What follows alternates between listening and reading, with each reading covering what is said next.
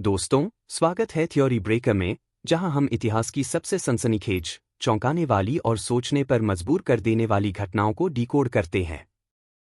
आज हम बात करने जा रहे हैं 1975 के इमरजेंसी की, जिसे प्रधानमंत्री इंदिरा गांधी ने लागू किया था। यह भारतीय लोकतंत्र का एक ऐसा काला अध्याय था जब डेमोक्रेसी को सस्पेंड कर दिया गया, आवाजों को दबा दिया गया और सत्ता को इस तरह केंद्रीकृत किया गया जैसा भारत ने पहले कभी नहीं देखा था। आखिर ऐसा क्या हुआ कि इंदिरा गांधी को इतना बड़ा फैसला लेना पड़ा? इसके क्या परिणाम हुए? और भारत ने इससे कैसे वापसी की? चलिए, इसे ब्रेक डाउन करते हैं। यह सब शुरू हुआ 1971 के इलेक्शंस से, जिसमें इंदिरा गांधी ने गरीबी हटाओ के नारे के साथ बड़ी जीत हासिल की। उनकी लोकप्रियता चरम पर थी, लेकिन ऑपोजिशन इससे नाराज था। देश में आर्थिक संकट गहराता जा रहा था, इन्फ्लेशन बढ़ रहा था, अनएम्प्लॉयमेंट चरम पर था और भ्रष्टाचार के खिलाफ लोगों का गुस्सा बढ़ रहा था। इसी बीच 12 जून 1975 को इलाहाबाद हाई कोर्ट ने इंदिरा गांधी को 1971 के लोकसभा चुनाव में इलेक्टोरल मैलप्रैक्टिसेस का दोषी ठहराया और उनका चुनाव नल एंड वॉइड कर दिया। इस फैसले के तहत उन्हें 6 साल तक किसी भी पद पर रहने के लिए अयोग्य घोषित कर दिया गया। यह इंदिरा गांधी के लिए एक बड़ा झटका था।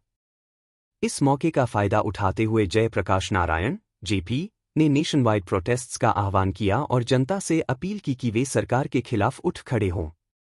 यहां तक कि उन्होंने पुलिस और आर्मी से भी कहा कि वे अन्यायपूर्ण आदेशों का पालन न करें। देश भर में विरोध प्रदर्शन शुरू हो गए और सरकार को खतरा महसूस होने लगा। इस संकट से निपटने के लिए 25 जून 1975 की रात इंदिरा गांधी ने राष्ट्रपति फखरुद्दीन अली अहमद को नेशनल इमरजेंसी लगाने की सलाह दी।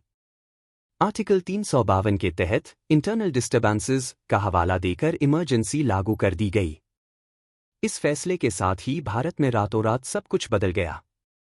फंडामेंटल राइट्स को सस्पेंड कर दिया गया, प्रेस सेंसरशिप लागू कर दी गई, ऑपोजिशन लीडर्स को गिरफ्तार कर लिया गया और सरकार के खिलाफ बोलने वालों को जेल में डाल दिया गया। JP, Morarji Desai, Atal Bihari Vajpayee, LK. Advani, George Fernandes जैसे दिग्गज नेताओं को प्रिवेंटिव डिटेंशन लॉज के तहत कैद कर लिया गया। न्यूज़पेपर्स को सरकार की अनुमति के बिना कुछ भी छापने की इजाजत नहीं थी। विरोधस्वरूप द इंडियन एक्सप्रेस और द स्टेट्समैन ने अपने फ्रंट पेज पर खाली जगह छोड़ दी, जो सरकार के खिलाफ एक मौन विरोध था।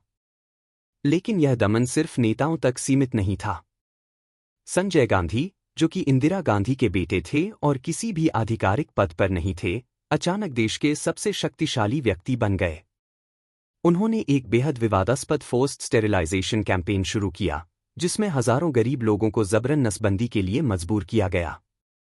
दिल्ली में स्लम एरियाज को बुलडोज कर दिया गया, जिससे हजारों लोग बेघर हो गए।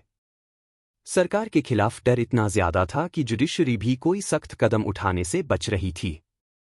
सुप्रीम कोर्ट ने एडीएम जबलपुर केस में यह फैसला दिया कि इमरजेंसी के दौरान नागरिकों को अपने फंडामेंटल राइट्स लागू कराने के लिए अदालत जाने का भी हक नहीं है। यह फैसला आज भी भारतीय न्यायपालिका के इतिहास में एक काला धब्बा माना जाता है। हालांकि सरकार के इस दमन के बावजूद जनता में गुस्सा लगातार बढ़ रहा था। 1977 तक इंदिरा गांधी को एहसास हो गया कि उनकी लोकप्रियता पूरी तरह गिर चुकी है। स्थिति को सुधारने के लिए उन्होंने 21 मार्च 1977 को इमरजेंसी हटा दी और जनरल इलेक्शंस की घोषणा कर दी। लेकिन जनता इस तानाशाही शासन को भूली नहीं थी। ऑपोजिशन पार्टियों ने एकजुट होकर जनता पार्टी बनाई और डेमोक्रेसी को बहाल करने के वादे के साथ चुनाव लड़ा। नतीजा? इंदिरा गांधी की करारी हार। कांग्रेस पहली बार केंद्र की सत्ता से बाहर हो गई और मोरारजी देसाई भारत के पहले नॉन कांग्रेस प्राइम मिनिस्टर बने।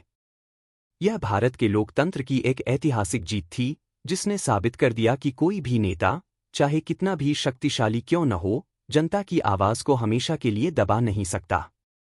1975 की इमरजेंसी भारतीय लोकतंत्र के लिए एक चेतावनी की तरह है।